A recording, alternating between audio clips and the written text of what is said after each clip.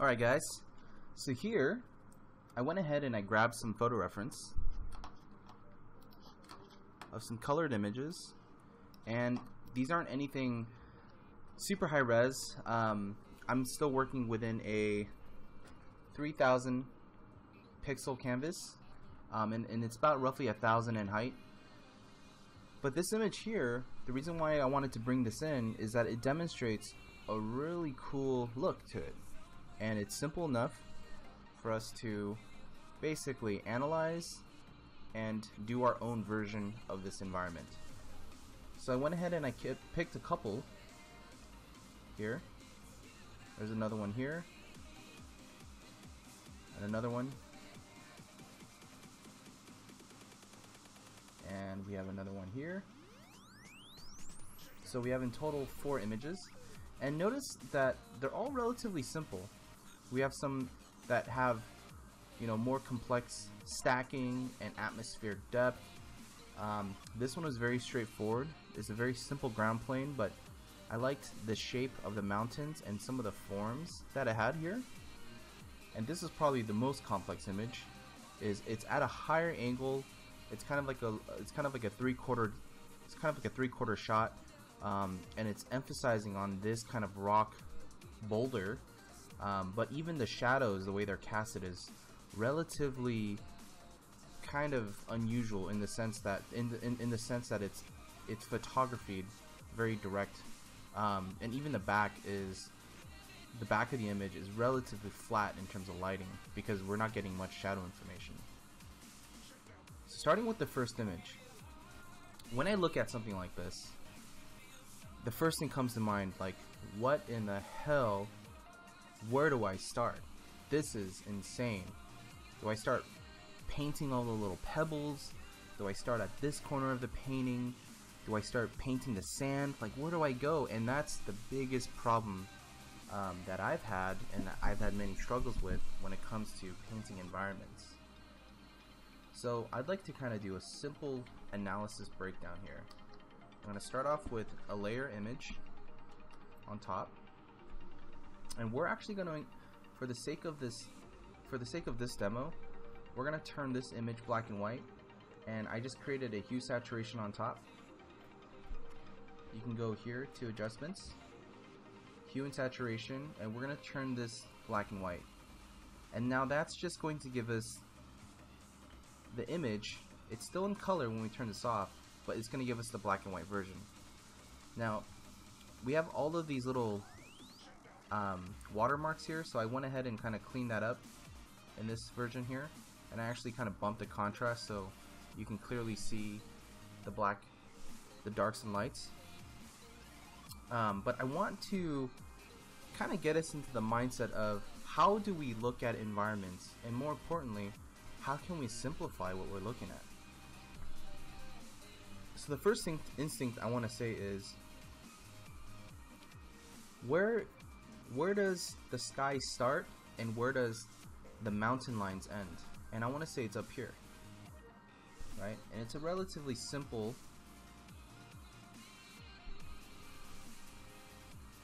gesture that kind of does something more along the lines of that, right? And then if we ignore all of the details here, we're just going to ignore all of this stuff.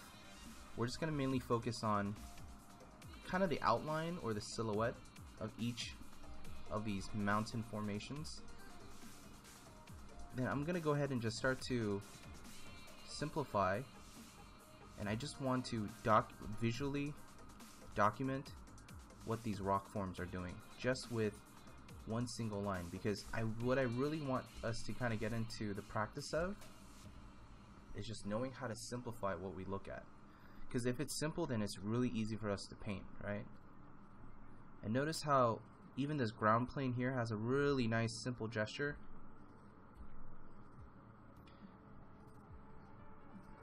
And if you look here, we have another set of forms here that kind of do something like that. Now some of you guys might thinking, how are you making those decisions? Why am I not going in here and adding in more detail? Well, it really goes down to a simple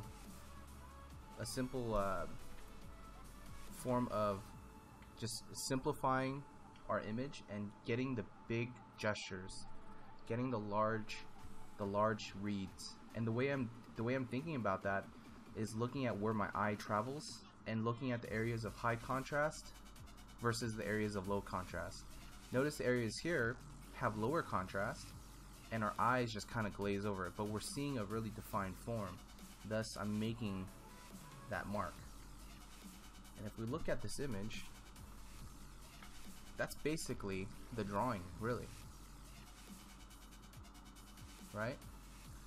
So if you guys want to simplify this even more, we can easily duplicate this image, go under filter, and you can actually go to noise and median, and you can bump up the image here, and you can even do something like that, and this will actually give you a really blurred version of the same image. And so this way you can clearly see the areas of high contrast, you know, and that will give you the same relative information. Okay, so let's go ahead and start our own painting. So I'm going to take this exact canvas here, and we're going to start off with a white canvas. Now, since we're working with 3 values only, you might be asking yourself, what are the 3 values? You know, is it different types of grays? You know, where do the 3 values lie? And it's actually a very simple concept. The 3 values are in white,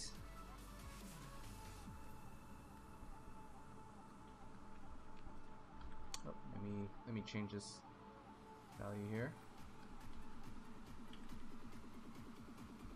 So we have white, we have black, which is 100% black, and last but not least, we have gray, which I'm gonna have it be an exact 50%, an exact midpoint between black and white. So these are going to be our 3 values that we're going to be working within today. Okay, I want to make sure that I don't go outside of this, mainly because I want this to be kind of our limitation, but also a really simple way to illustrate and draw our environments. So what I'm going to go ahead and do, let's turn off this layer here, and let's just say we start off with our image and we have a blank canvas on the side. First thing I'm going to do is I'm going to just create a layer, and I'm actually going to clip it within the layer underneath, so that as I paint, I don't have to worry about going outside of the borders because it's being retained. And I'm just going to go ahead and put down the first graphic shape, or the first mark, and that is going to be this outer ridge. Okay, and I'm going to use actually my lasso tool up here. I'm going to go ahead and actually draw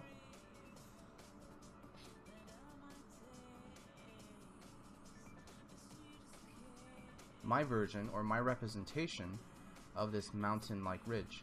Now at any point we can actually edit this and make this a lot more beautiful, more precise, but for now I just want to focus on just a simple, clean graphic shape. I'm not really too keen on trying to get the specifics, but more of the impression and the general read of this image. So we're gonna get something kind of like that. So once we got that, now I'm probably gonna focus on this gesture here, right? So let's go ahead and create another layer, and this is where I'm looking for the next gesture, is kind of this point here. And notice how I'm simplifying it.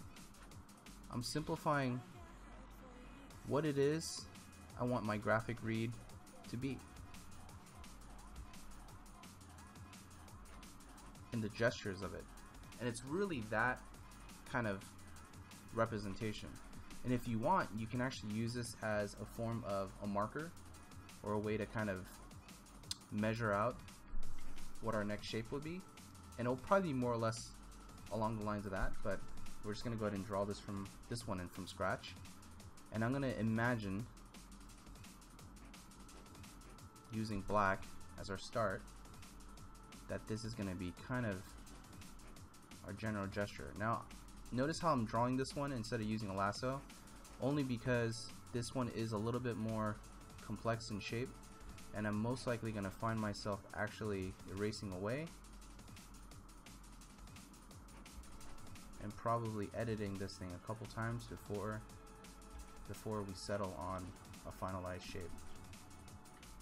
Because it's, for me, getting the perfect shape based on observation is always relative, right? Or it's not relative, but it's always a hit or miss. Like, I always have to kind of redo it over and over again and kind of look in terms of relative proportion, how I'm sizing things, how high certain things are, and whatnot. So once we get that, now it's easy for me to say, okay, let's fill in the rest. So I'm going to go ahead and fill in the rest here with black. Whoop, don't want to do that.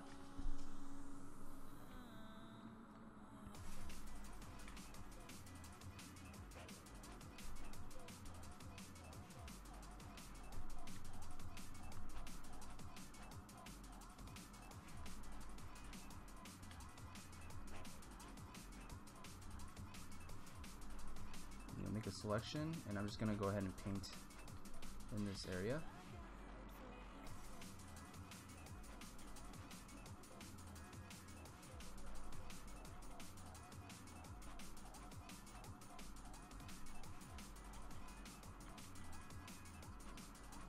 And I'm using a relatively simple brush here.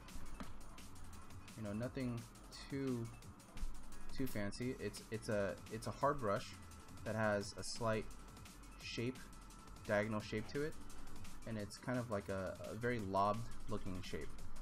It's kind of more like that, and the reason why I have that is it reminds me of like a marker, more or less like a marker. So it gives me kind of nice ridges or flat surfaces when I need.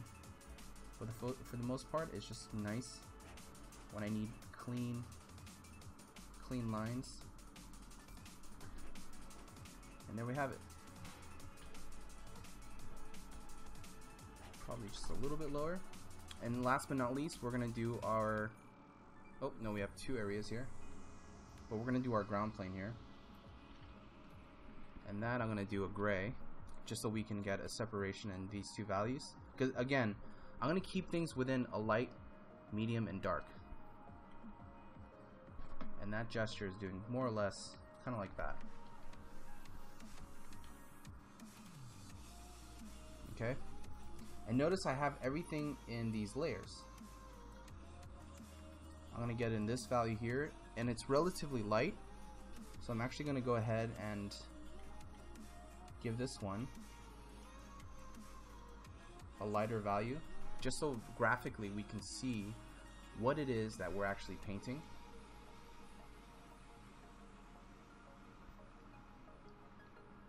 And even on this layer, on this mountain layer here, we can even add in some indication of some rock forms.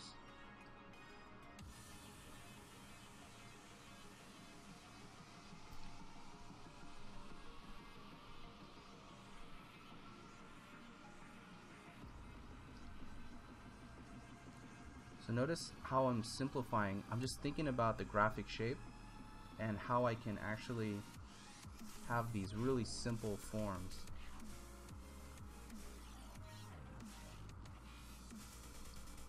Without getting too complex, because we want to retain the simplicity of it, just so that it has a very strong read. Okay? Now, this ground plane, I can keep it gray, but notice the value here, it reads as darker, so we're actually going to go ahead and make this a darker graphic line. and mainly because I want this to visually represent what it is, so that I can actually add in these additional little marks here using a lighter value, and that lighter value is going to be a gray. And it's okay if we need to make graphics that share the same value, because at the end of the day it's all about the graphic read. And even this form here, it's going to be about what we think that the light is doing to the shadow side of these things. So I'm more or less simplifying and sculpting what those forms can look like. And I'm adding in these little accents here, these little gray accents on our ground plane here, just to give it a sense of perspective and that little hint, this little hint of path. Right? We see kind of these swoops here, and it's kind of swooping there. So that's kind of what I'm trying to emulate here on the ground, are the same swoops. And notice how I keep simplifying the shapes more and more.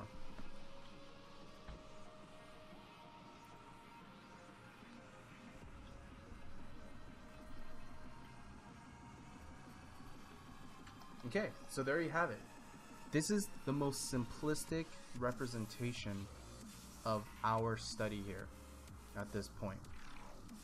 Now, you might be asking, like, well, what's the next step? Well, the next step is to naturally then build, but I want to do a couple more studies with you guys before we get on to the next detail phase.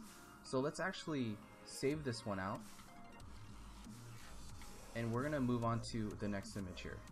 Okay, so let's start with this one. Pick this, and I'm actually gonna turn it black and white, and we're gonna do the same study here. So first things first, I'm most likely going to try to analyze our basic shapes, right? So the first thing is, let's identify kind of where the sky and the mountain end. And that's going to be at this point here. And then from here, we notice that there's a lot more activity, a lot more stacking going on. So we have to make an assessment and say, well, since we're only dealing with 3 values here, I have to simplify what's going to be within that, because there is a lot of information here. We have a lot of stacking and stuff like that, but let's just try to think about the general gesture. So I definitely see that, and I'm gonna note these rock forms here with these bits, just to get that really clean graphic read. And I'm not worried about anything else. I just want to get that clean graphic representation, right? And that's kind of what it is, just very graphically, if I were to simplify everything here. Now, transferring this over, now for those of you that want to try this out, this is what I like to call the lazy process.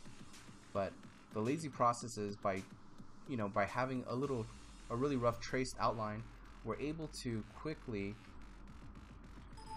plot in these masses, right?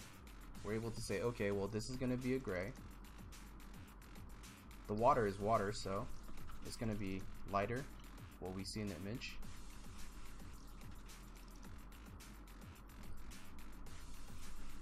And notice every time I make a new mark or make these new graphic shapes, I'm creating a new layer here. Dark is going to be these rock elements here.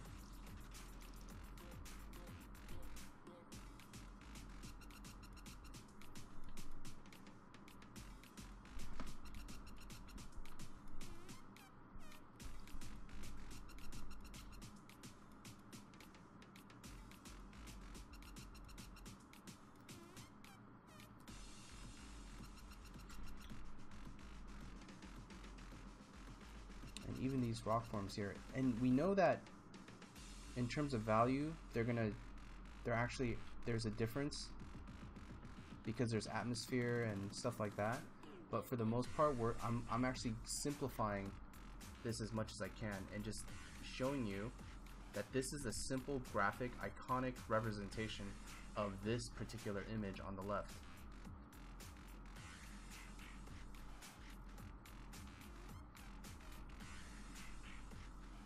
Let's just go ahead and turn off the notes, and if you can see the two images, that's basically what we have, right? More or less.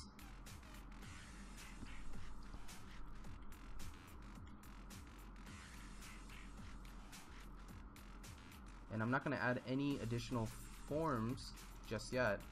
I just want it to be what it is at its most simplistic core. Simple read, because we know naturally that there's more, you know, ridge lines and stuff like that here, but we're going to save that for later at another point in the painting process. But graphically, this is what I would consider a simple 3-value painting.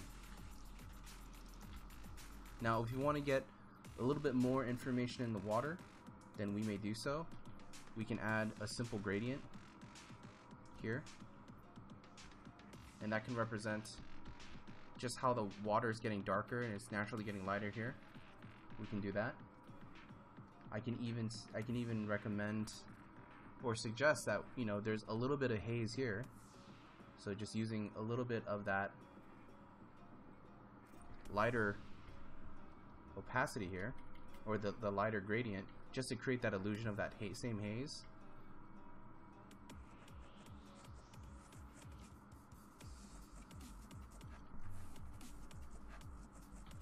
And we can almost get away with something like that.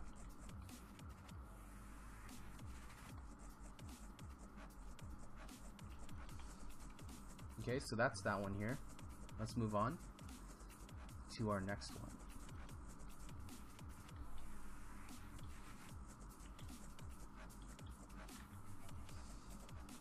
We got this one here. I love how simple this reads, because it's such a strong and simple graphic design, but it's all held up by the shapes. You know, this is such a simple, it's a simple environment, but notice how like complex it is just internally. There's a lot of really interesting graphic designs here. Notice also when I turned it black and white that we lost a lot of the vibrancy and contrast. So when you guys turn it black and white, feel free to adjust by using levels here, and that's under your image and adjustments and levels, and you can actually enhance the image and try to get more of that range to work for you, so that when we're doing our studies, this is in theory closer to our 3-value graphic, so it's easier for us to understand and dissect the image better, analyze the image in a more simpler fashion. So again, when we look at this image here, we got a simple ground plane that goes across. We got some shrubs and stuff here, little trees and stuff like that, and then we got this insane looking mountain that has a lot of forms, but I'm gonna try to simplify as much as I can just to have that nice gesture.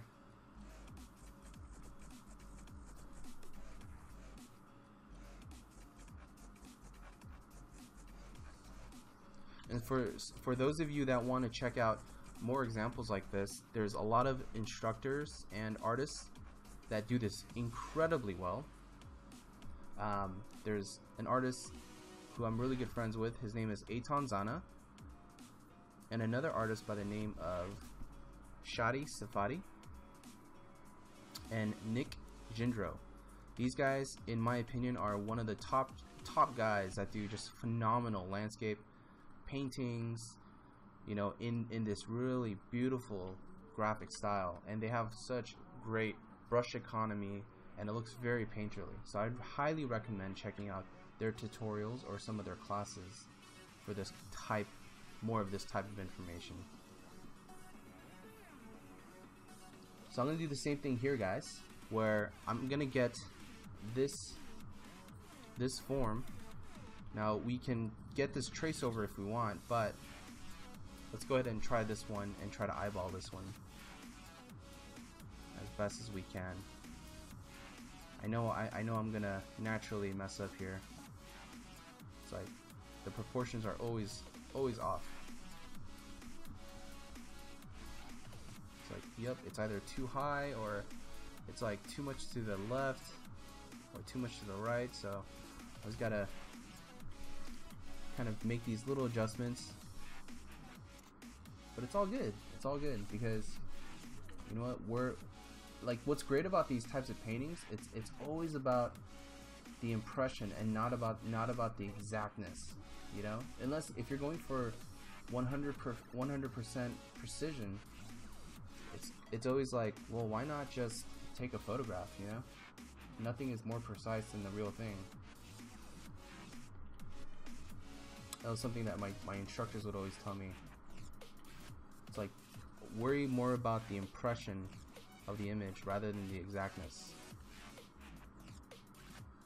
And I always try to figure out, like, what the hell does that mean? That was always some sort of, it always felt like it was some sort of, like, you know, old grandmaster sensei telling me some sort of fortune cookie telling, like, message. And it wasn't until years later that you understand what it is, you know?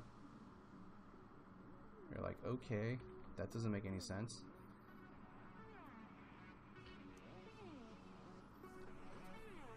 Okay, so more or less we got kind of this, kind of like that, I think.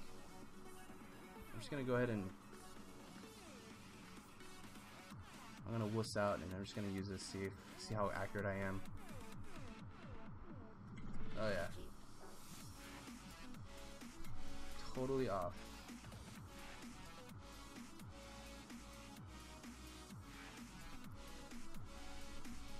It's funny how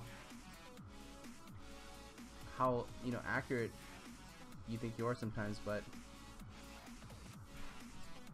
I don't know, it's always off by just a little gesture here and there. But I'm just gonna go ahead and do that for the sake of the demo. The next step is the ground plane. So I'm gonna create another layer. The ground plane is gonna be white. And so even though that it's not 100% white and there's a lot of texture, I'm gonna simplify the image and say, well, it's generally a simple lighter ground plane. If we squint our eyes, or another way is, if you guys have a hard time determining the image and its values, you can always duplicate the image, go under noise and go under median and just simplify it by increasing the pixel radius, and that will give you a really simple blurred out version so that you can visually tell, like, oh, okay, I see the light, I see the ground is a lot lighter than the mountains, and I see that there's little dark patches that represent, you know, the trees or bushes or whatnot, and I see the sky is relatively white and the mountains relatively in a 50% gray zone, right? So there is that method as well.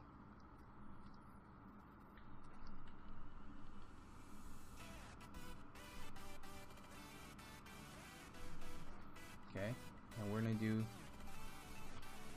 our little tree stubs here. And notice I'm always gonna go a little bit back and forth from using the brush to lasso tools. And all it is just, it's at this point it's about the graphic design and it's about the shapes that we're making.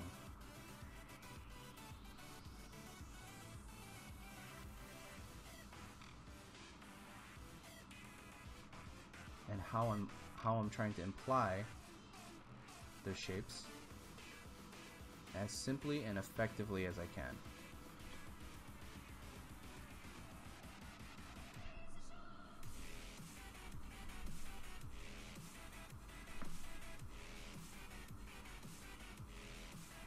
And we see a lot of general noise on the ground here, and we can start to exercise that just by creating, notice how there's a little bit of a taller grass line here, and it gets relatively darker. So I can actually indicate that by using our medium gray tone and just put a darker line there to represent that. And that should give us kind of the impression that there's kind of like a darker value way back there. Now I'm not going to worry too much about grass, and I don't expect you guys to do this where it's like, well, it's grass, so let's put all these grass lines. We're going to save this for the detail pass. For now, it's all about the simple graphic reads. So I just want you guys to focus on just the simple graphic reads there. And even here too, notice on the mountain itself that there's a lot lighter highlights. So at this point, I can even add in, and this is very bold, some really simple key highlights that are going to represent those forms. Now this will inevitably be knocked down, but as a graphic representation, it's okay to add this just as long as it doesn't disrupt or completely kill your readability on this image.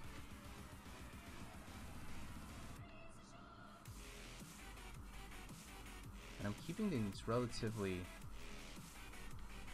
simple and graphic in terms of the shape.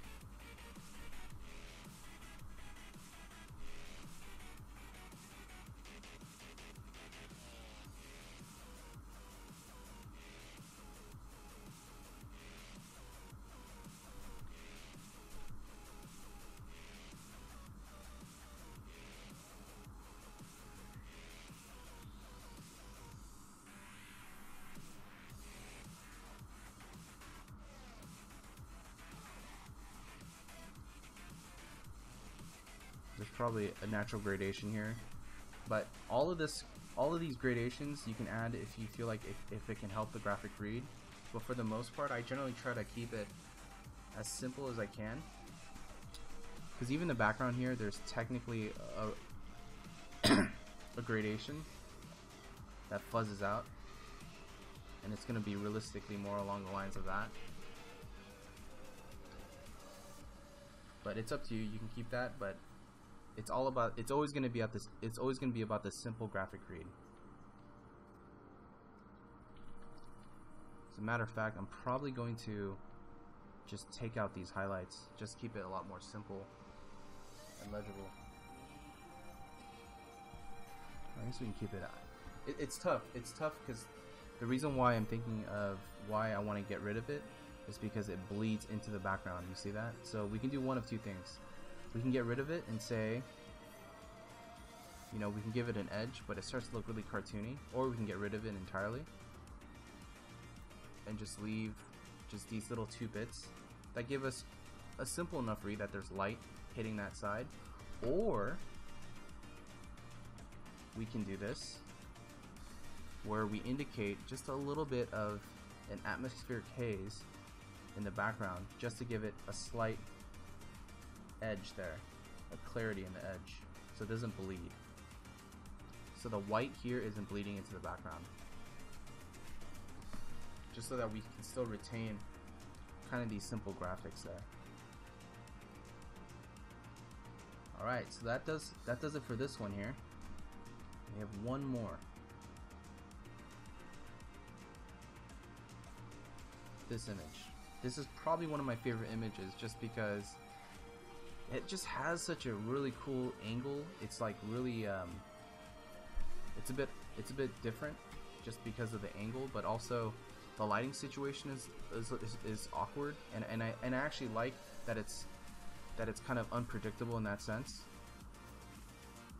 I'm gonna go ahead and lighten the background, darken.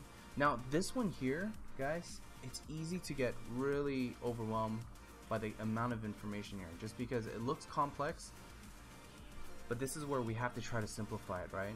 So I'm gonna ask you, where does the sky and the mountain end, right? So we can say for a safe bet that it's going to be up here. That there is a very simple graphic line that's going to represent where the mountains, the silhouette of the mountains are back there. I know that there is kind of this nice swoop here that we're getting, and I'm gonna go ahead and just kind of do something like that, maybe just to represent that.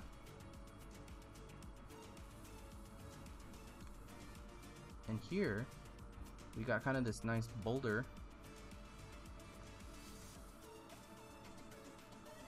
stub, and we got this little ridge here, and all of this extra stuff is just shadow. So I'm going to mark all the shadows down because they're creating a very strong graphic shape.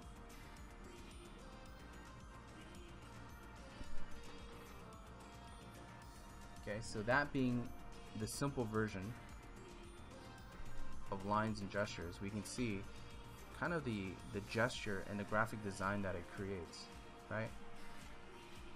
It makes it easier to understand the large forms or the large bits of information. So I'm gonna go ahead and do the same thing here, and we could probably just use just to speed up this portion of the demo. I'm gonna go ahead and use this, and I'm gonna start indicating what's gonna be gray. So as a start, let's just make this entire canvas gray, and I'm gonna go ahead and erase out the sky because the sky is gonna be white.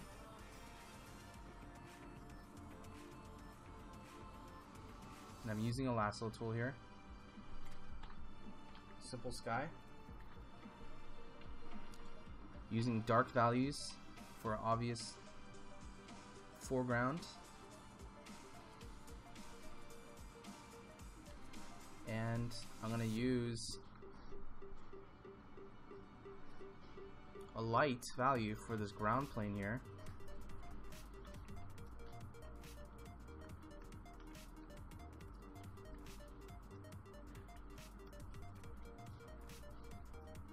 Create another layer. And use white for my ground plane because it's relatively light here. Now notice this part here. Since it's all white, but notice how there's kind of a gradation or there's a shape here. Now we can actually paint that shape in if you see a specific shape here, and I'm just going to go ahead and try to simplify that as much as I can.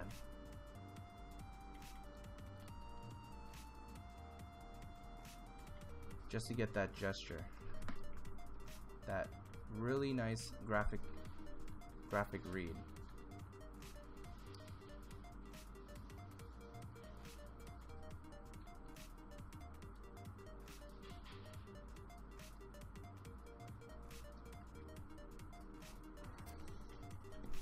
And I'm going to go ahead and do the same up here. Notice how it crawls up into the left side, and it's more in the textures, but I'm just going to go ahead and try to indicate that and try to simplify just some of these forms.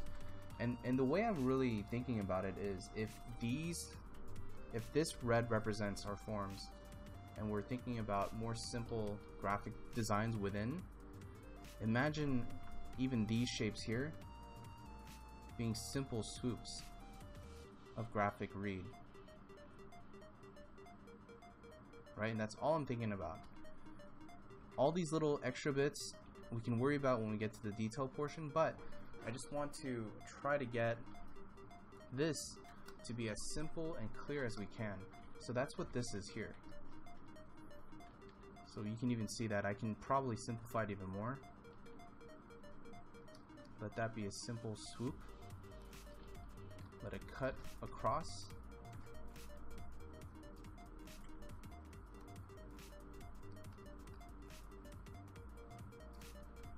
There's a nice negative shape here, and there's another shape up here. It's kind of doing more or less something like that.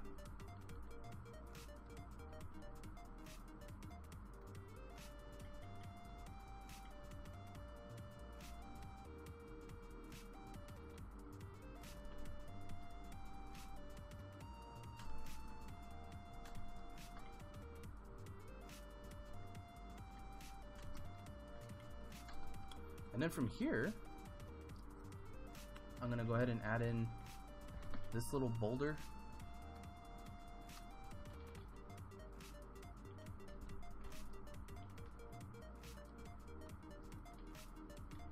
This rock form.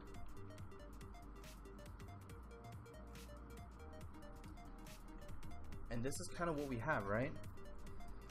And now I'm gonna go ahead and add my shadows. And that's this dark graphic here. Let's just go ahead and add that on the same layer.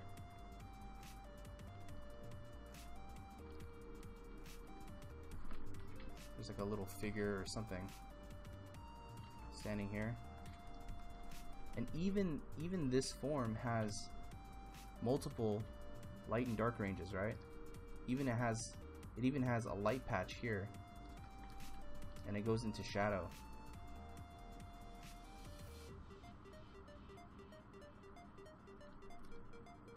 And that's very contrasty, and it represents that even in the photography.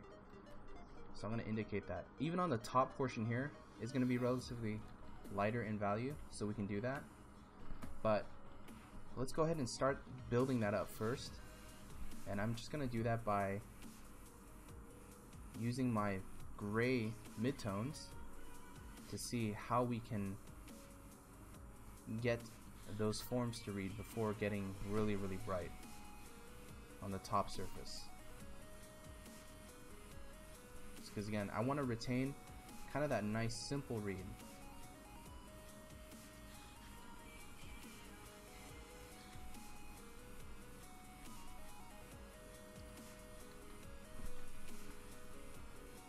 Making a selection.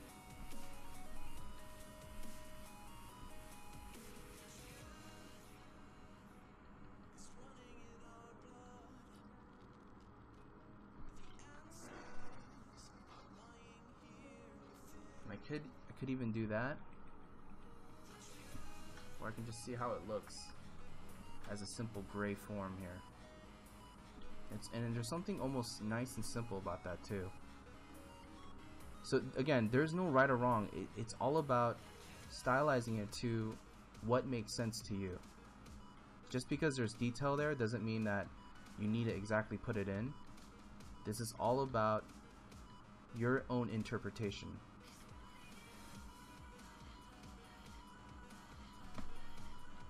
So do not feel obligated. Like even here, there's clearly that light value, right? Don't feel obligated to add that in, because that may graphically even mess up your image. It might not work. It might work against you.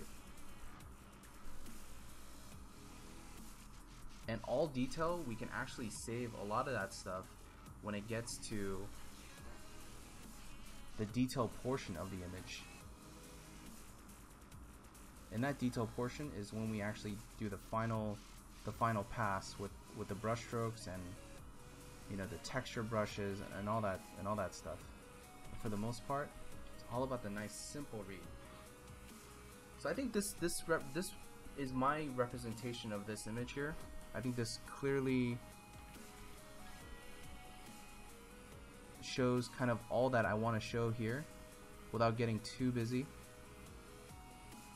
I'm going to add in just a couple more little shapes here, just to indicate a little bit more perspective in the shapes back there, and maybe just a few more shapes here.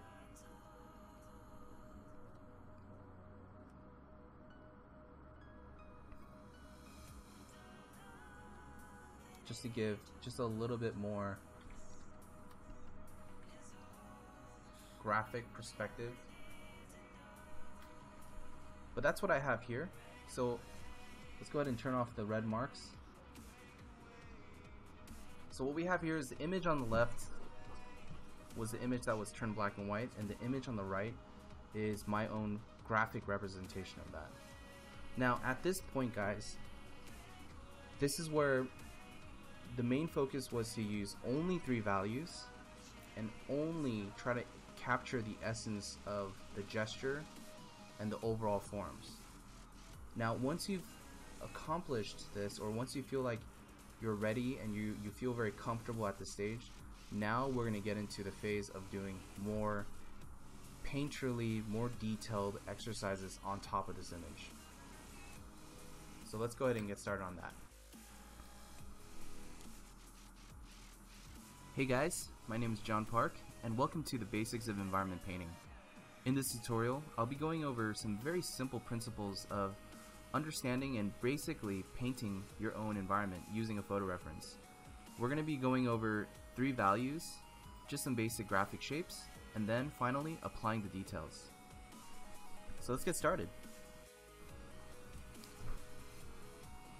Alright, so for the detail pass, let's go ahead and go back to our first image here. And I'm going to start off with this image. So a couple of things before we actually get into it. I'm just going to go ahead and I just want to double check and make sure and see if I'm really happy with the silhouette, just the shapes, before we get into the actual painting, because if the shapes aren't good, the painting's not going to be good. And you know, I had to learn that the hard way, and you guys will find it very similar as well, where if the shapes aren't good, your painting just doesn't want to read as well either. So I'm just going to go ahead and try to simplify just some areas to consolidate some of the similar values here, and even maybe alter and simplify this gesture more, just to get this to read a little bit more in an interesting fashion, just to kind of get it to have a little bit more of a personality in the forms. And even this peak here, notice how it's very exaggerated.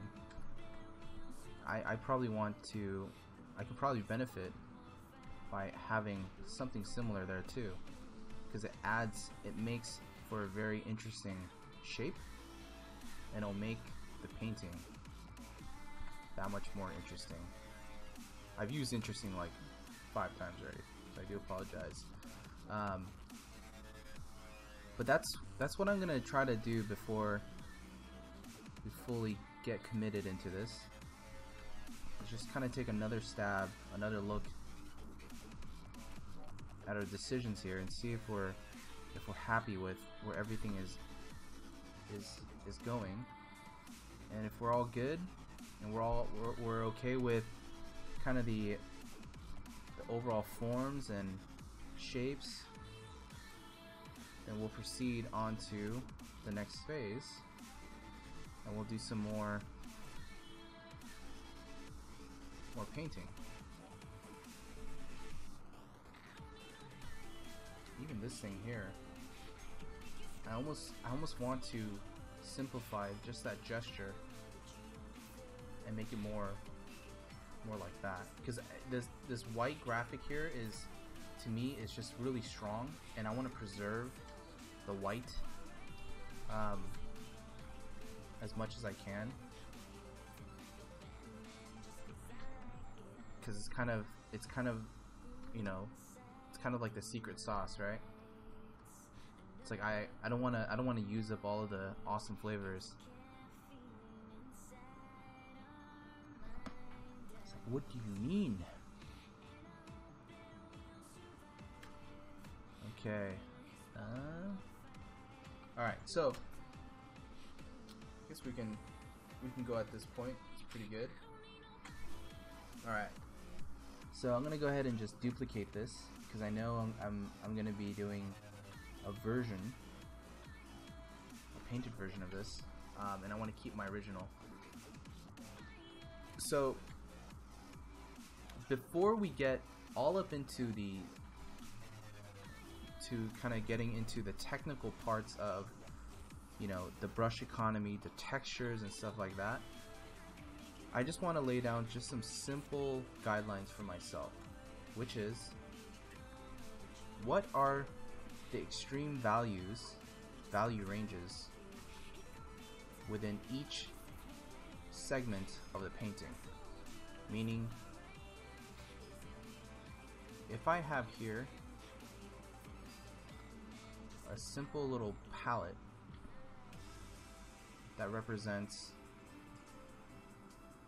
the ground plane, the midground, and the background, I want to be able to identify what our value ranges will be.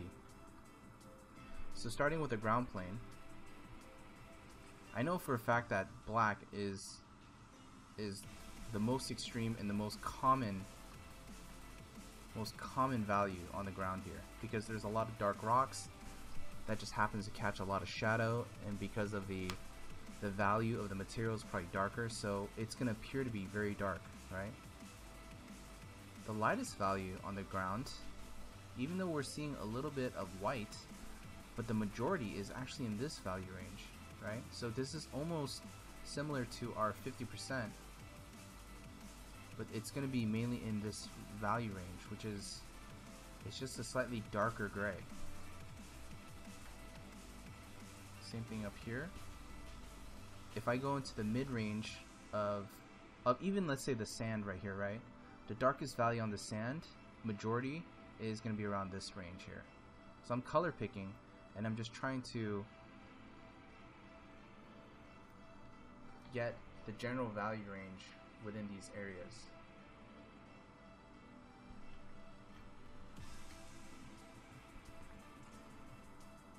And this rock boulder, we know for a fact that the darkest range is a black, but it's almost black.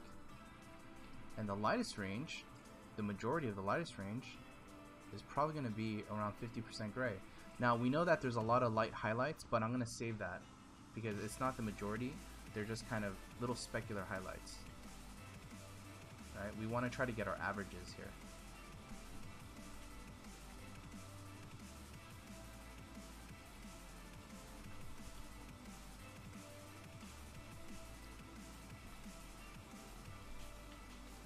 Go ahead and block in.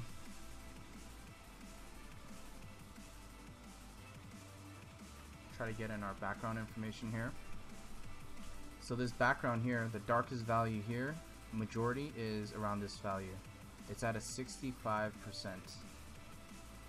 And then the lightest value is probably going to be at this value, close to white. But it's around like 80 to 89. And then the white is white, right? So just keep in mind that this is going to be the sky, or this is going to be the background. This is going to be this rock, this initial mountain boulder here. This is going to be our background, our midground 1, our midground 2, which is the sand, this kind of sand-like structure, and our foreground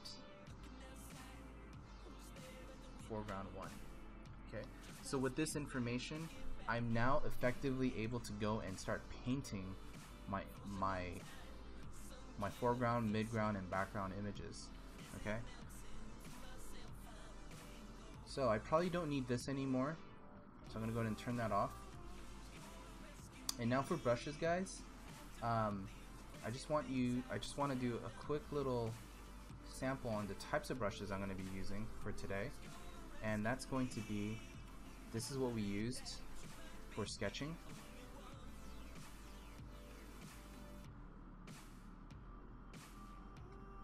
And this is 100% opacity strength. Okay, what I'm going to use for painting, however, is going to be texture number 8, and that's this brush here. So this brush is texture, a texture brush.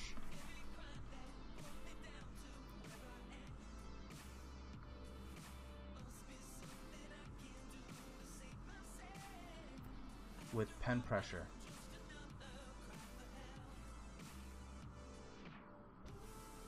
So that way I'm able to do dark to lights, and I'm able to get kind of these really nice textural areas.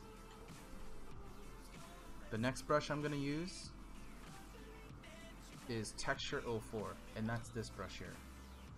Now this is going to give me a lot of nice textures, but just a nice fall off.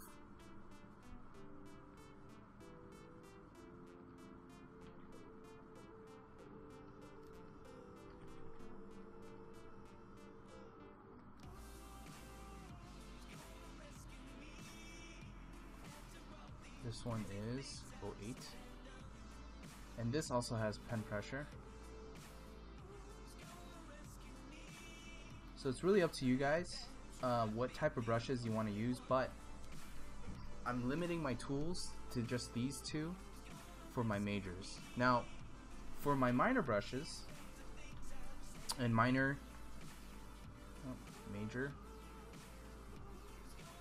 and my minor,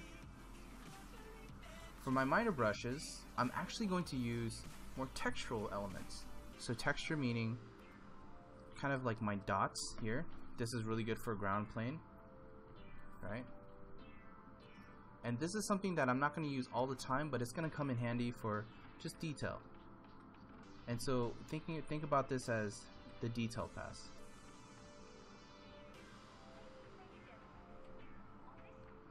Like if you need cracks, or if you need like pebbles and stuff like that. And this brush here is called B.08.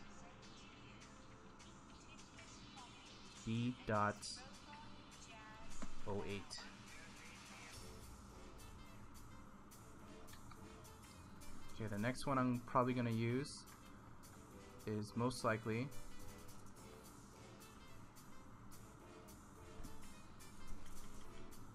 this one here, which also has a lot of nice texture, but it has a nice brush flow. But I actually like using this for large groups of texture. This is really good for trees and stuff like that.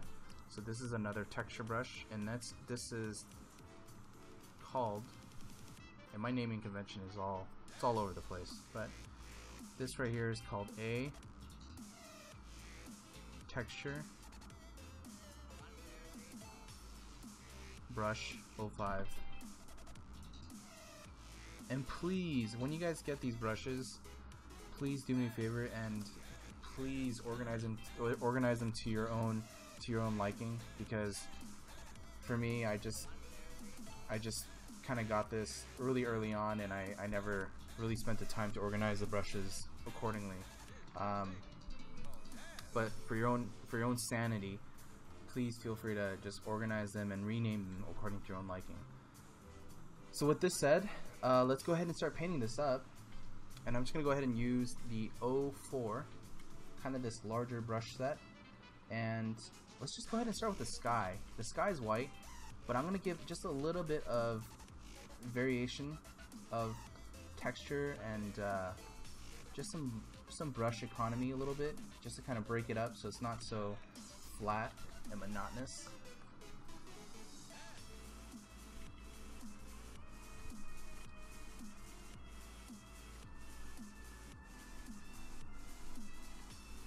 Okay, the next I'm gonna start with actually my background. So just the way we kind of did our background, midground to foreground, I'm gonna start with the background, and I'm gonna pick the lightest value here, and I'm gonna start sculpting. Well, let's actually pick the darker value here, and I'm gonna lock the transparency, and I'm just gonna start kind of adding just some large strokes, just some large brush strokes. And then from here, I'm gonna go ahead and just sketch in just some loose detail. And then I'm gonna go ahead and just start marking in just some perceived detail of this rock form. Now notice how loose I'm keeping it relatively. and I'm still just making the larger gestures and shapes, because what I don't want to get too caught up in is all of these little tiny little pebbles just too early on. I just want to kind of feel out the general shapes before we get into all the little tiny nuances.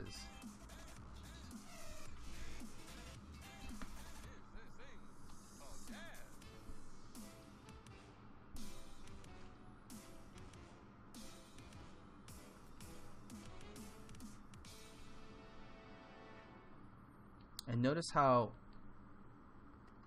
we're staying within kind of this value range.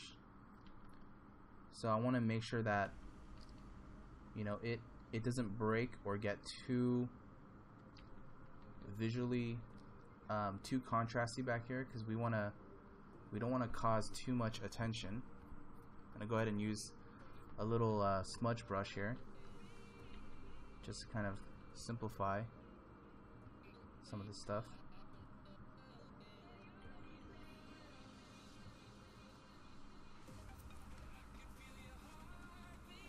I'm gonna go back to my 04 brush here.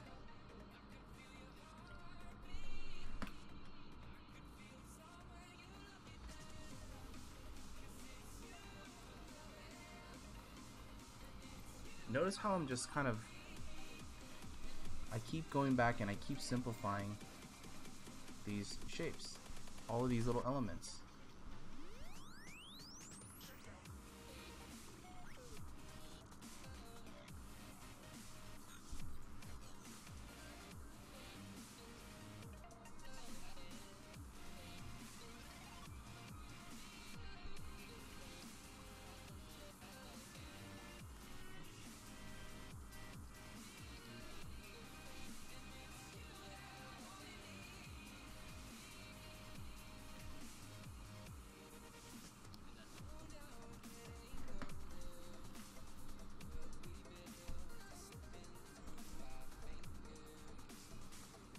I'm going to add in just some more little ridges,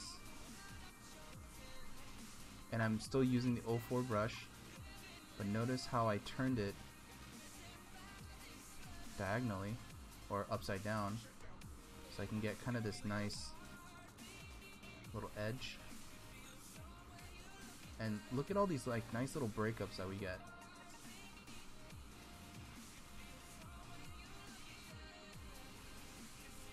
And it's so easy to kind of get the perception of detail just by letting the brush do its thing.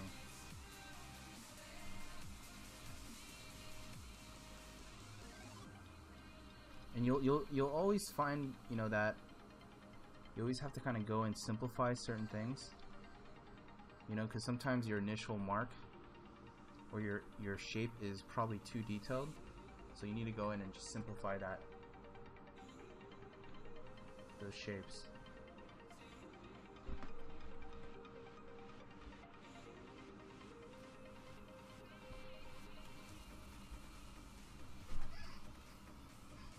Okay, now I'm gonna go down to my mountain here.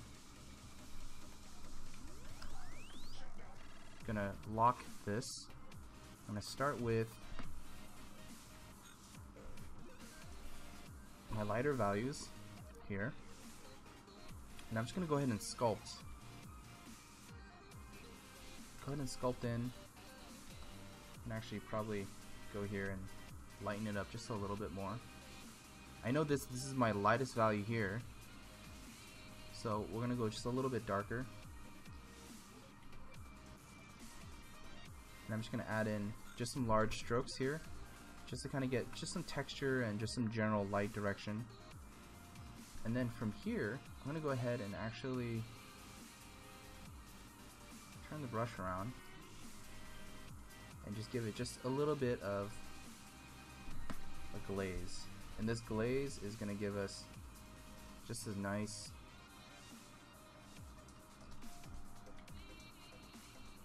simple indication of where the light's coming from. just using the pen pressure.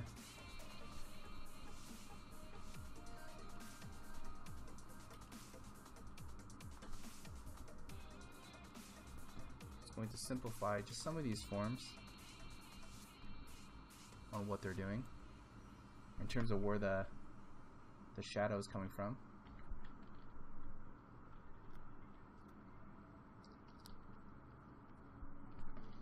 Just so we can kind of get a nice form transition here.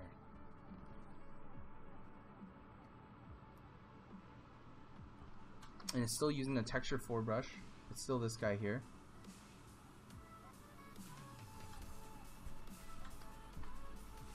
And then from here, you'll find that I'm gonna just go ahead and start color picking within the range here, and start sculpting just some more details, adding more rocks. But notice I'm still locked transparency, so I want to make sure that, you know, I don't break that just yet.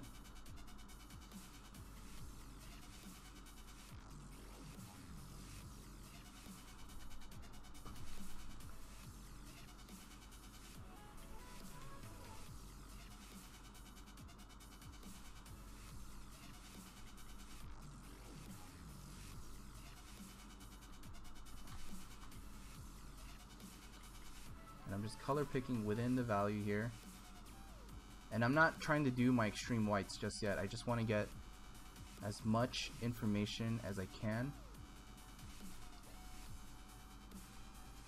just by using what I have here.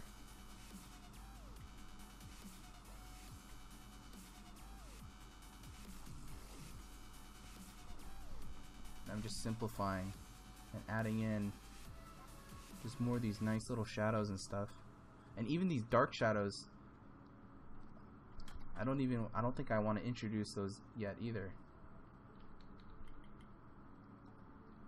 Just keep it relatively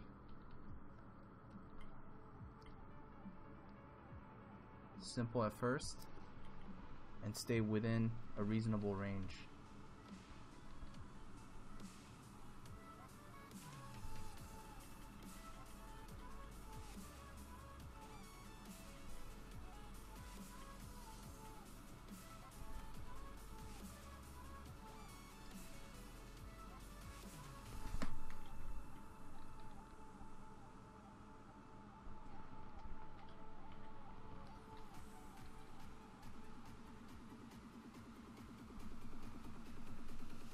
Want to get kind of this nice transition here, so I'm trying to get this part to kind of feather out, and I'm just using really light opacity here just so I can really feather that out. I'll go back in and we'll punch some areas to show defined shadows and edges and stuff like that.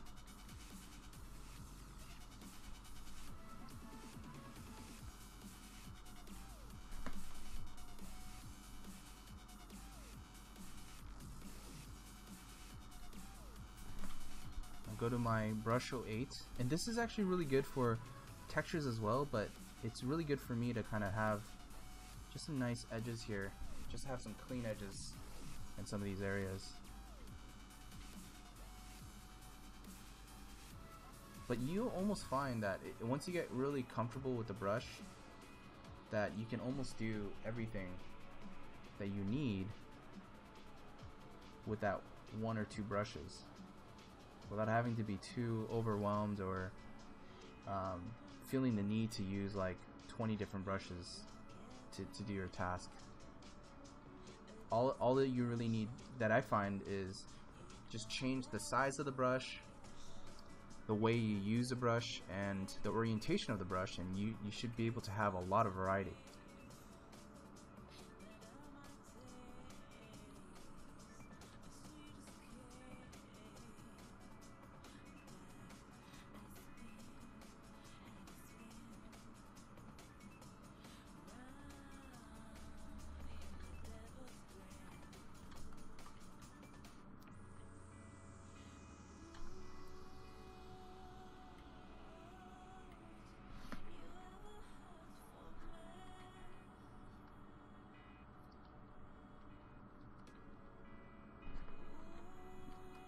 as we get into the distance back here, I'm probably just going to simplify all this stuff because I want all of my attention to be here on this mid-ground rock.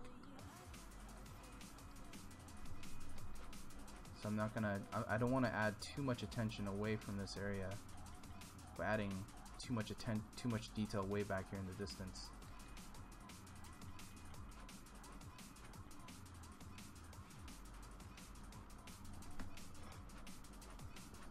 And you'll see me periodically introducing this little squiggly thing, and this is actually my smudge brush, and you can use any of these here. And this actually helps to break up just some edges here. If you need a feather or smudge things out, just get a little bit more variety and texture or edges. If your edges here are way too strong, then we can actually use this to kind of smudge things in or smudge it out. That's what this is great for.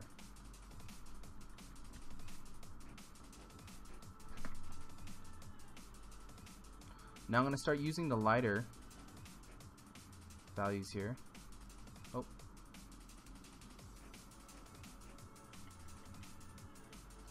To help sculpt some of this stuff out.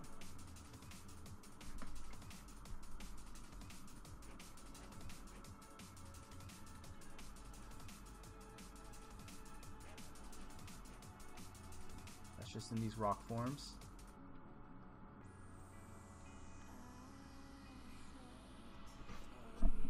And we're going to try to get as much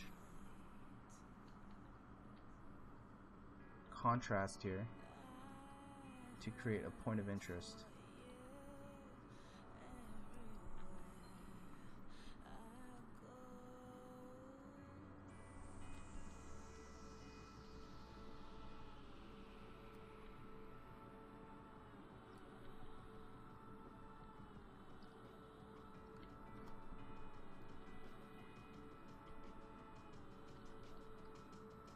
And with our very, very bright highlights, I'm probably going to worry about that a little bit towards the end because I just want to mainly still focus on the forms.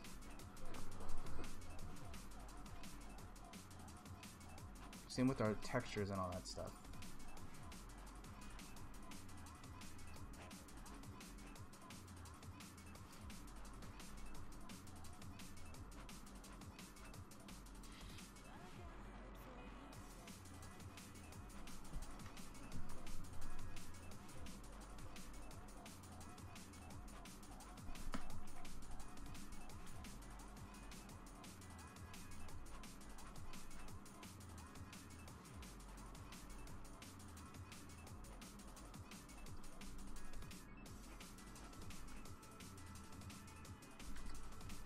And we can probably start to introduce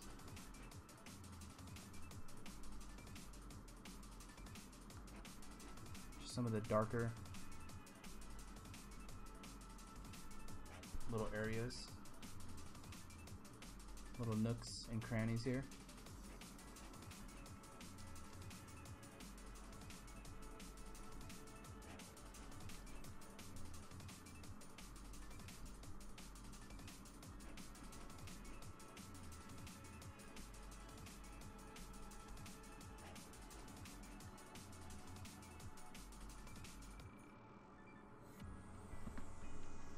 It's funny because after a while, when you start to paint, like this image is starting to become my own version of this landscape, right? Because if I were to match it up, it's probably not going to be exact. But I'm completely okay with that because, you know, I think what we're achieving here is not necessarily the exactness of it, it's the impression and the readability of what it is that we're trying to get at.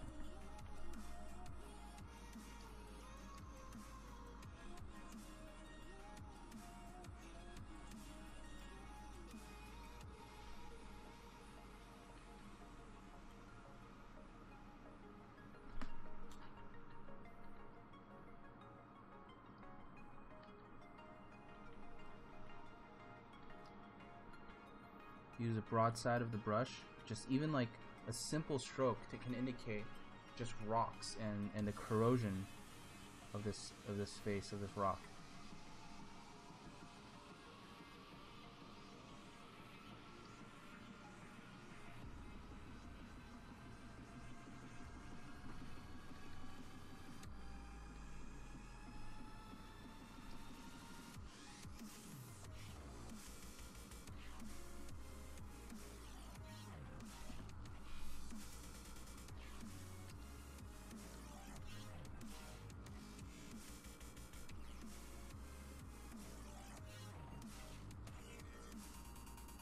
And it's funny how by giving it just a slight touch, it gives it kind of the perception of, you know, these rock faces right here, all these little details.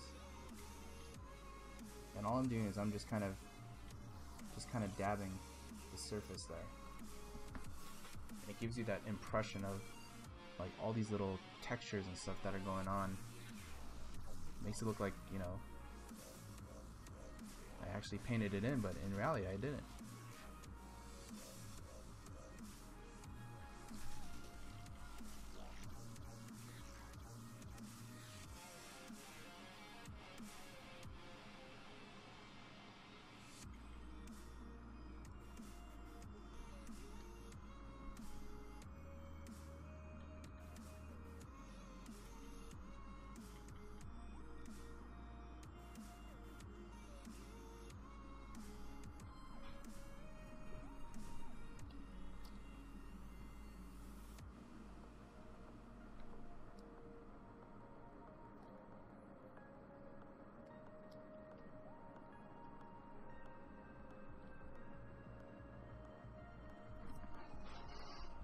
Okay, so that's looking decently good for that area.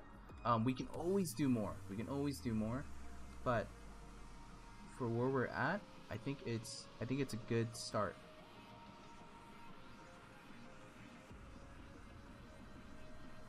Because again, the more time we put into this image, the more detail that we can definitely get with all of our information here.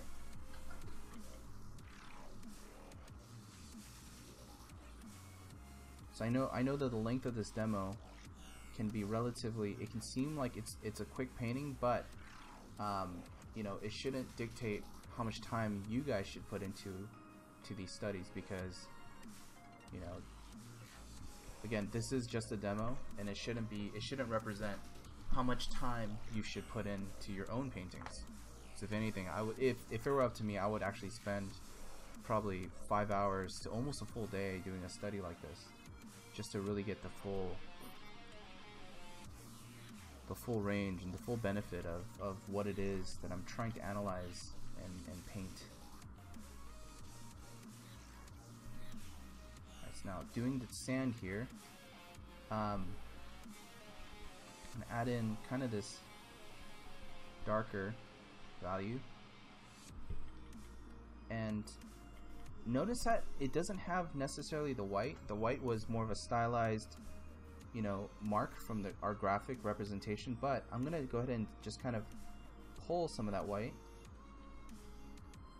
and just try to bleed it into this gray area. And I know we would leave the whites for the end, but since this already has a little bit of white, I'm just going to sample it.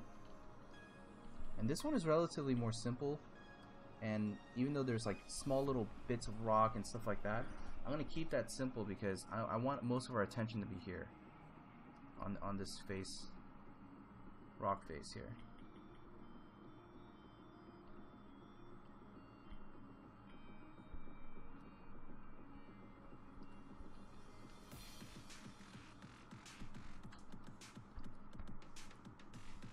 Okay, now we're gonna go ahead and do the ground here. Now this ground, there's a lot of dark ground here, right? So what I'm gonna go ahead and do is let's go ahead and we're gonna go ahead and slightly lighten it using the lighter value here that we that we indicated, and then I'm going to slowly bring in the dark. And notice how in the image here, the dark, it's really dark way back here in the distance. So I'm going to use our number 4 brush just to kind of mark that in, and mark in any other accents where we see a darker value.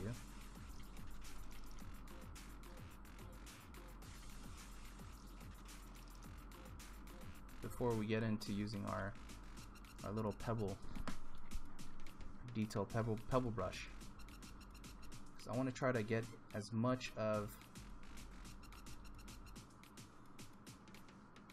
the large forms and read.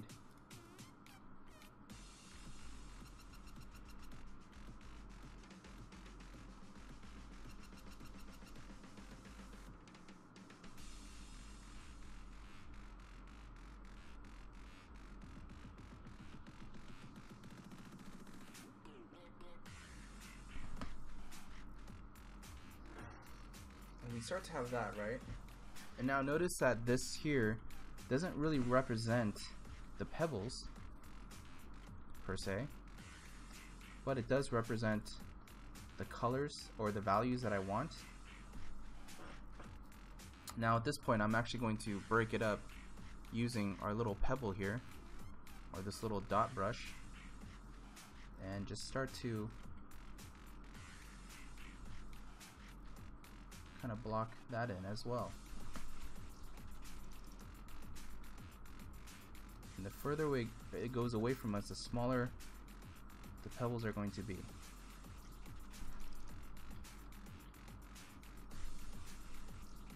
We'll probably have some slight bit of texture way in the distance. So that's what I'm adding in here. And the closer it gets, the larger the rock pebbles are going to be. And we could even probably use our smudge, and I have like a pebble smudge here. You guys can use. If you have your own, cool, you can use that as well.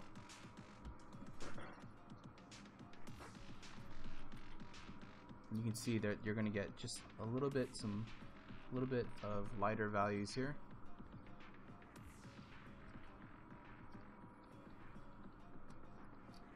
But for the most part, there's going to be kind of this nice mass of dark pebble-like material.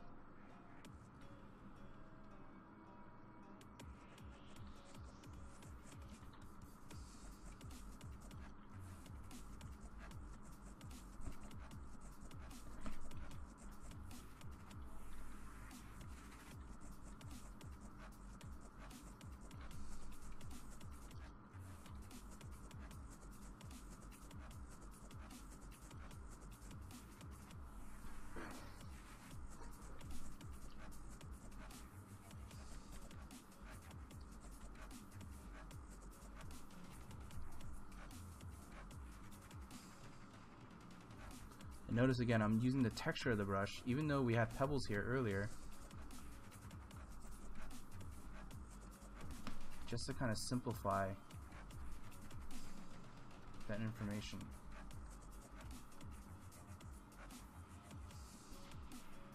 Because again, for me, it's about the impression. So if having too much detail there, it doesn't help the impression, then I'm definitely gonna try to edit that stuff out.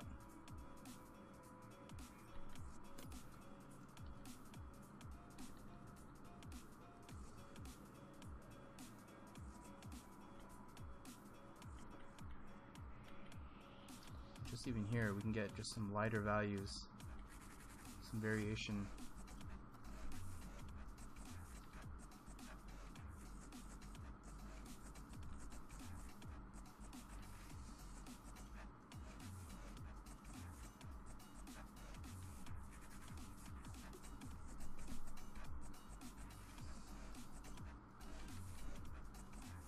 Okay, so we're pretty much almost there. I'm gonna go back in here and as I mentioned before, I'm gonna try to pop some more of these highlights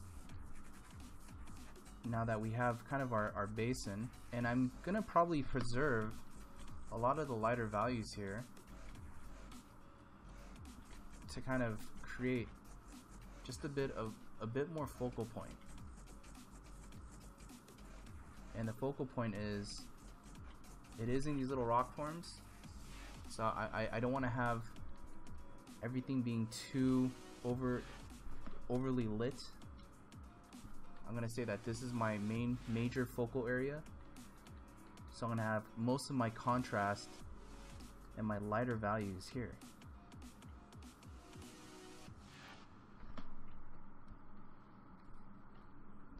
And that way we can create a lot of interest just in this section of the painting.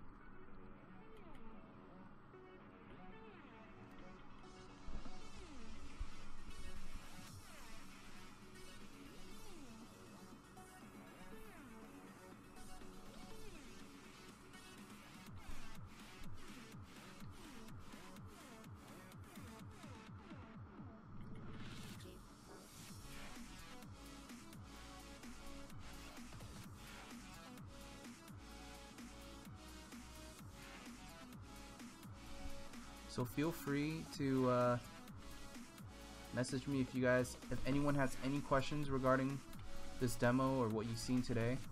I know a lot of this stuff it might be repeat for some of you, and it might be new to a lot of you guys. But you know, don't hesitate. Feel free to ask or email me any questions you guys have regarding any demo, and what tools I'm using.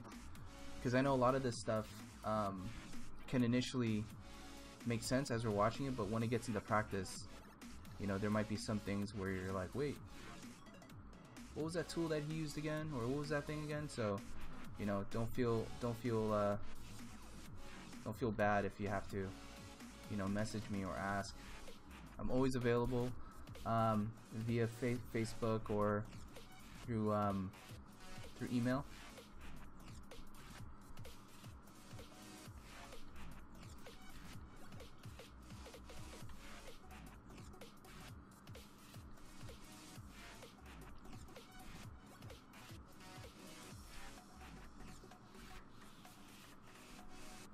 As you notice, like the stuff way back here, it's like I'm just getting really loose.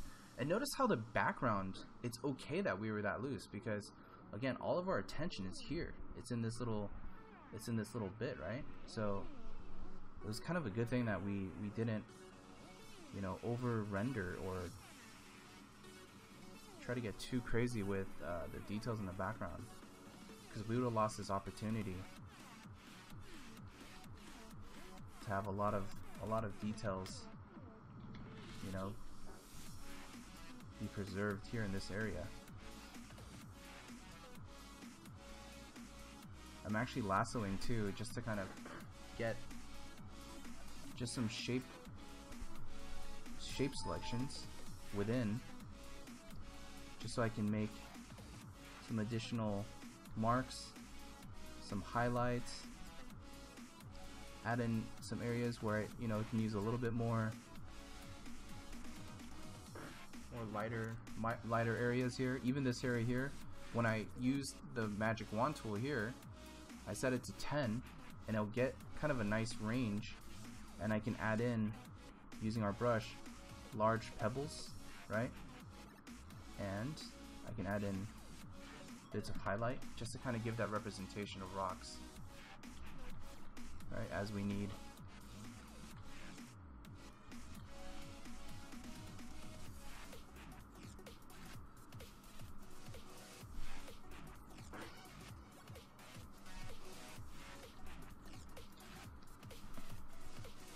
Okay, I'm gonna save this here, and then anything else that we find in the image, for example in the background here, if I want to add just a little bit more visual noise, I can just make that same selection, just add in just some textures, stuff like that, just to kind of give it just some more visual interest. And we can always kind of smudge this stuff out, and it's cool because all of these marks here, as I select it, it creates kind of this irregular pattern that we're able to kind of use as a footprint or a template, as a temp. So as I make a mark down there, we create kind of these really interesting little atlases of shapes.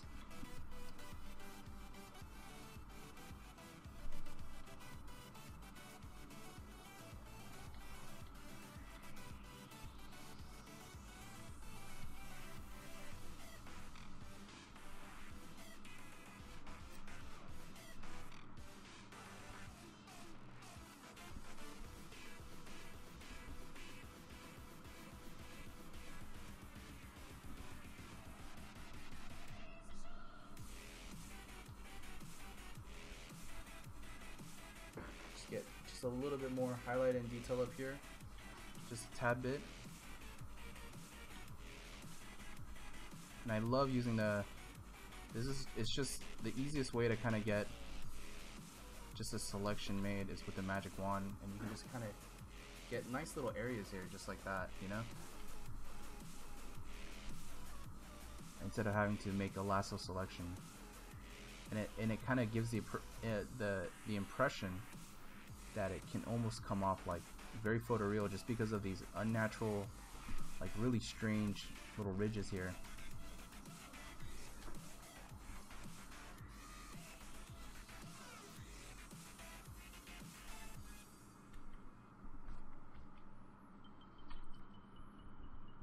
Okay, and last but not least, we have this brush here, which I'm gonna put on a very low opacity, probably like 5 to 10%. And I'm gonna add it, make this on lighten. I'm just gonna go ahead and select the back layer here, this lighter value, and I'm just gonna go ahead and kind of glaze. And the reason why I'm glazing is that I want to give it kind of that atmospheric push on some of this stuff.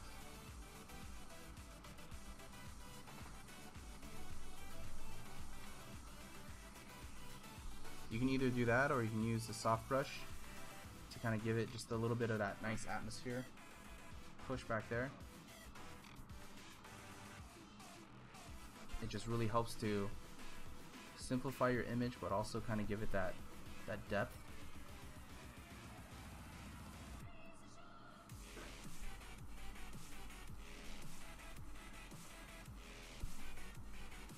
I'll go ahead and use levels and just kind of crunch my image just a little bit.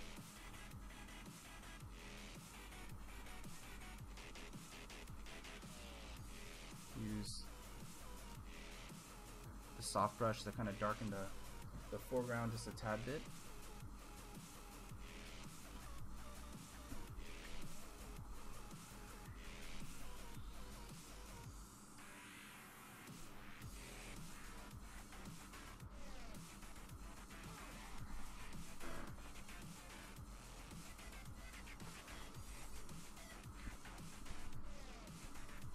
We need any more detail. All right.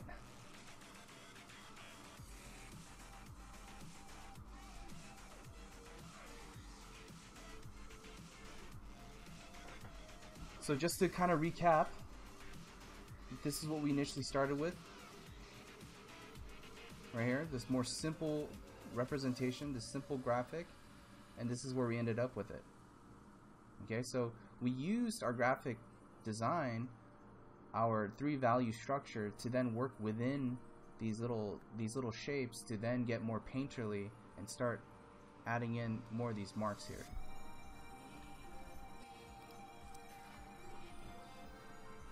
Alright guys, we're gonna go ahead and start with another environmental painting. We just finished with this one here, and I'm gonna do another one here. So let's go ahead and duplicate this image, and this time since we've kind of been used to the general process, I'm just gonna go ahead and paint this. You know, feel free to not have to use the brushes that I've allocated towards you guys. I just kind of went ahead and, you know, formulated it that way so that it's easy to follow, but it's not required by any means.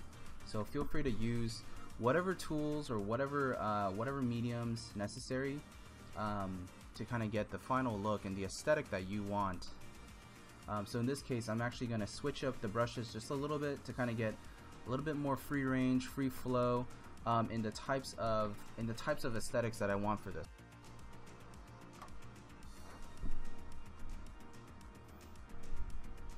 And the key goal here is I'm just gonna keep things pretty loose and pretty gestural, just using some brushes here.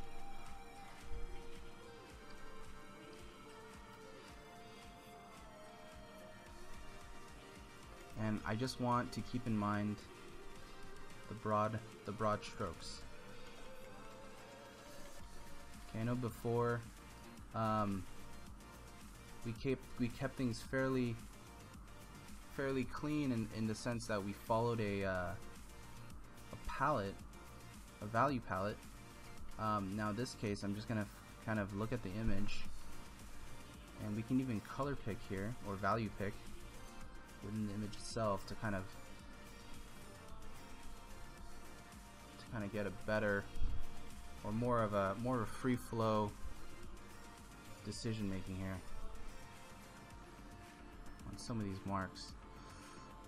And it's always fun at this phase because, you know, every brush has such a different characteristic that I find that it influences the textures and just some of the details that we really try to capture.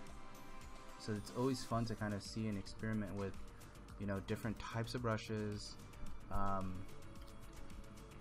different, you know, settings that they're on, and just it has a lot of different characteristics, and you get some really interesting results this way.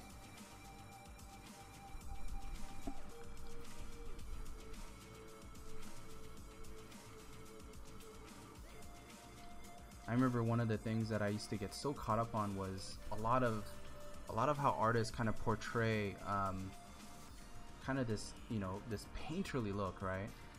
And just the way they do it so effortlessly, using brushes and just, you know, having these really beautiful, you know, aesthetics, you know, just that they are able to capture with you know, like just simple brush strokes and making it look painterly. And it was always, to me, felt like some sort of magic trick, right? You're like, how the hell did they get that to read so well but so effortlessly?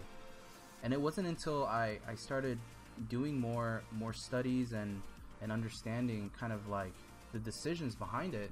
It was really about control. It was really about, you know, simplifying, you know, some of the shapes, simplifying the mark making to kind of give it that readability.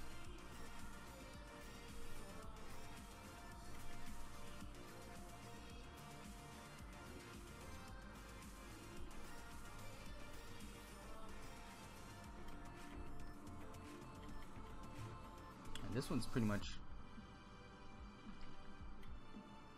almost done here. This rock, and we can already see that already has a long, you know, it has so much of an improvement, you know, of just like forms and readability there. Go ahead and do the background here.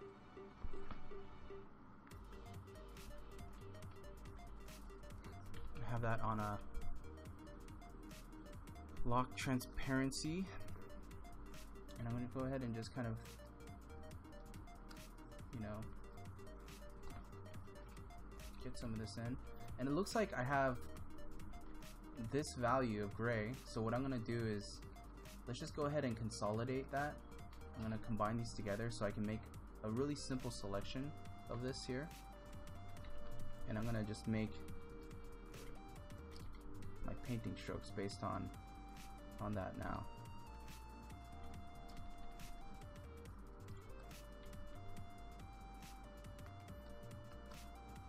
So you can see after the first one, the second one becomes easier, and then so on, like the third and fourth become a lot more, you know, quicker. And it's just all due to, you know, just having that mileage and that practice. And that's the thing about, you know, having a process helps to kind of get our initial painting going, and then from there you can just kind of, you know, freely go about paint to your comfort and to your own pace. I'm just using some other texture brushes here just to kind of give it the impression of rock forms back there. Again, I just want to build up that natural terrain looking aesthetic.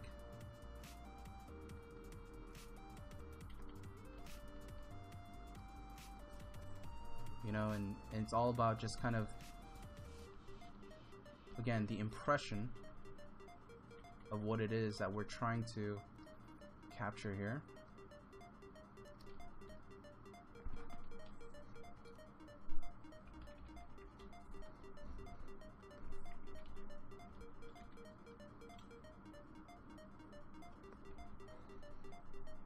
And I'm making it lighter because, you know, that helps with that edge.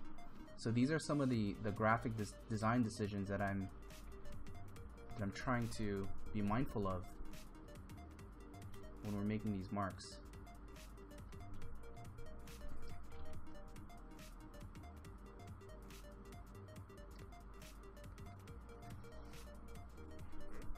And it's sometimes it's okay to like keep certain areas a lot more simple than other areas, you know, just because it helps with just the general read of it sometimes.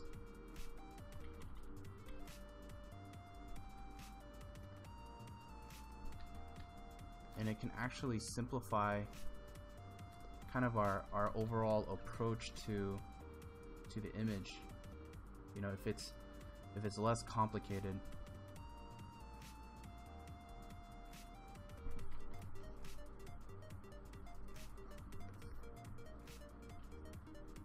I think there's something really powerful about,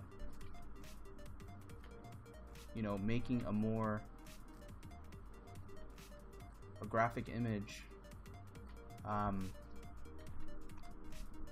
rather than something that's incredibly rendered, because it's about how we're visualizing that space.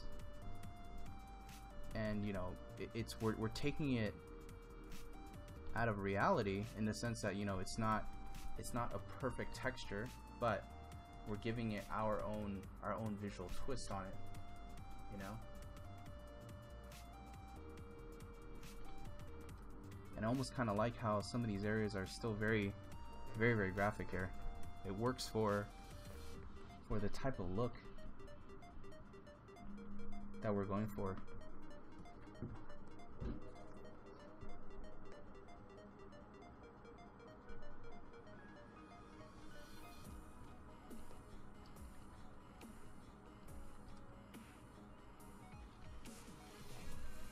And now we're gonna go ahead and do the big rock foreground here.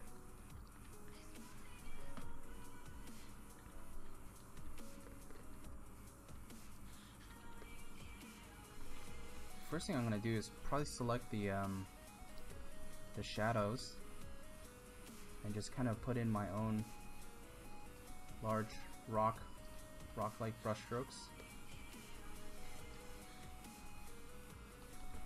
Just get that nice impression.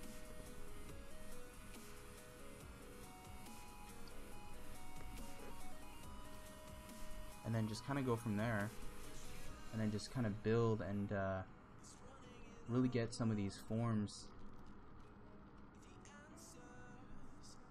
these rock forms to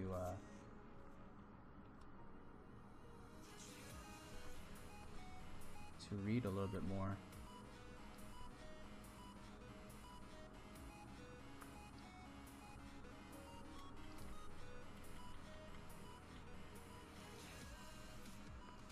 And it's about keeping kind of that, again, that impression. So, you know, I've obviously created a lot of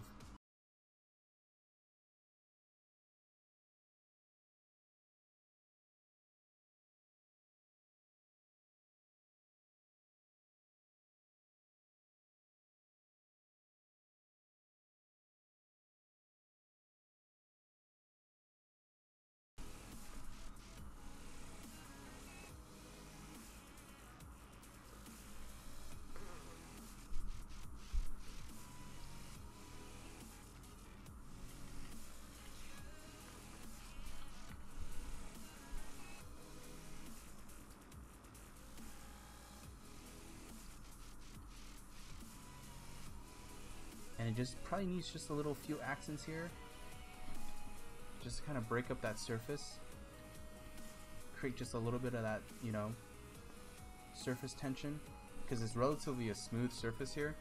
And then we're going to use a lighter value up here, and I'm just going to use a simple large brush.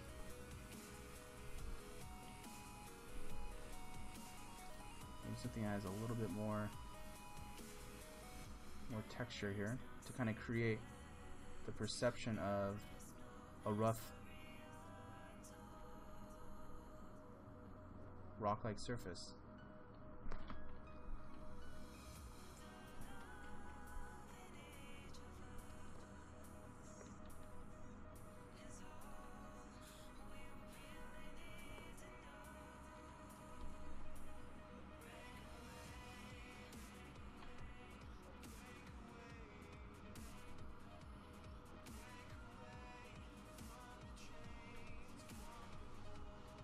We got some of the shadows here.